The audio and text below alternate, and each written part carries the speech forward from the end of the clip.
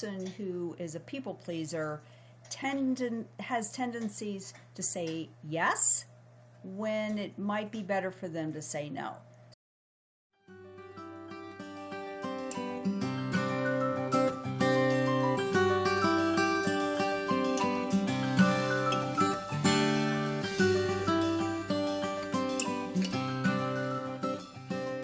Hello, and welcome to Therapy Notes 30. I'm your host, Dr. Elaine Malik. This is where practical psychology meets everyday living. This is a site where I talk about concepts, issues, topics that we hear in therapy. This is not meant to treat or diagnose anything, but is for educational purposes only. So come along and listen to some of the everyday things that we talk about in therapy.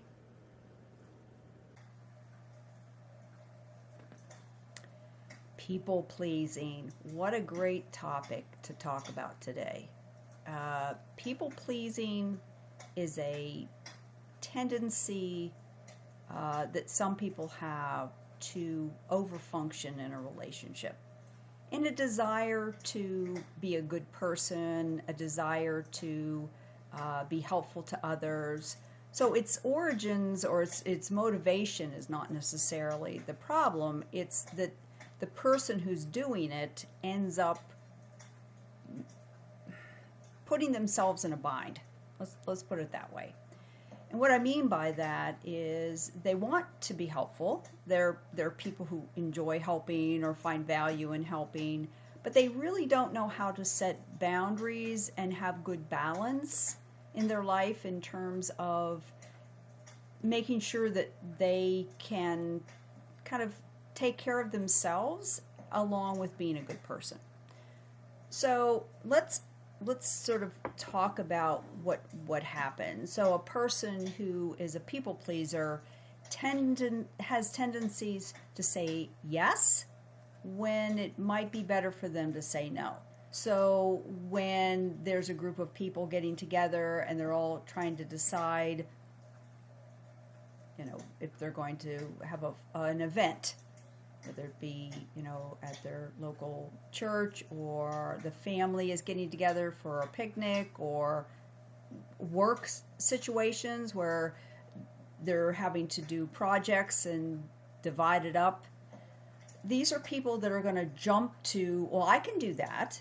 Well, I can bring the plates. I can bring the extra stuff. So they're more apt to be eager to say, I can do that. That'd be one thing if it was in one area of life, but people pleasers tend to have this approach in lots of areas of their life. So they might do it with family. They might overfunction in family situations, whether it be, helping out an elderly parent, or going out of their way to assist a family member in picking up a child, or doing babysitting or whatever. And that's not just one area that they do it. It's okay, well, they also do it with their local mothers group that they're part of. They agree to keep the email list, or they agree to contact everybody when there's a change in meetings, or then they might do it with something at their church. I'll be involved in the next religious event that we're going to have. I'll go ahead and set it up, or I'll be the one who brings all the treats or whatever. So now they're over-functioning in their family situation, they're over-functioning with their friend group, they're over-functioning with their community events. And what happens is, because they don't say no, or they don't know how to have appropriate boundaries, they come into therapy, they're exhausted, they're overwhelmed, they often are having trouble with sleep, they're having trouble with managing stress, because they feel this incredible burden of responsibility for all these areas in their life. And they're aware that they can't do it all, or when they try to do it all, they end up sacrificing their own health, mental health, sometimes physical health, but they feel caught that I would feel guilty, they'll say. I feel guilty. I feel responsible. I feel like a bad person, they might say, because I said yes, and now I will disappoint. And so this issue of disappointing other people goes back to that issue of people pleasing. And like I said, these are good people. These are people who want to be helpful. They're not people that are doing it maliciously, but they don't know how to say no in a way that allows them to have good balance. And that's what it's all about. Is it's all right to want to please other people. It's not a bad thing to want to please other people.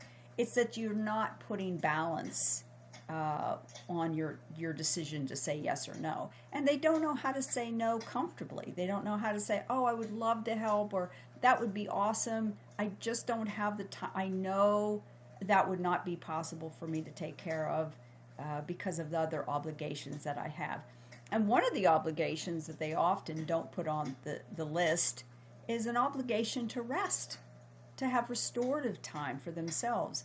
Well, if I'm not busy on Sunday afternoon, how can I say no if a request to babysit or to run around and do things for other people, that I do have the time? They look at it as, if I have the time, it's not appropriate for me to say, no, I can't do it because I don't have the time.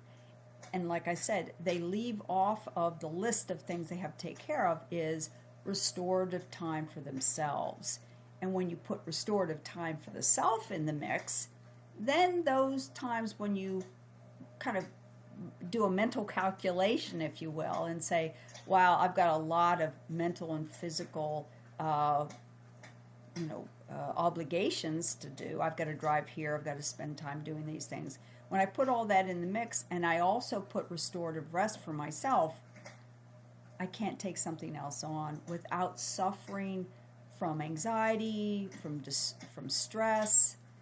And so people pleasing, although in theory pleasing others sounds reasonable, people pleasing when it's taken to the level where it really takes a toll on a person, that's not really the kind of people pleasing people want to do. So it's an interesting topic. I think people pleasing puts people in dilemmas that they're not sure how to get out of, and so it's good to talk about it. Thank you for joining us today. I hope you found this informative. If you have some topics you'd like me to discuss, please put them in the comments below. Until next time, I'm your host, Dr. Elaine Malik.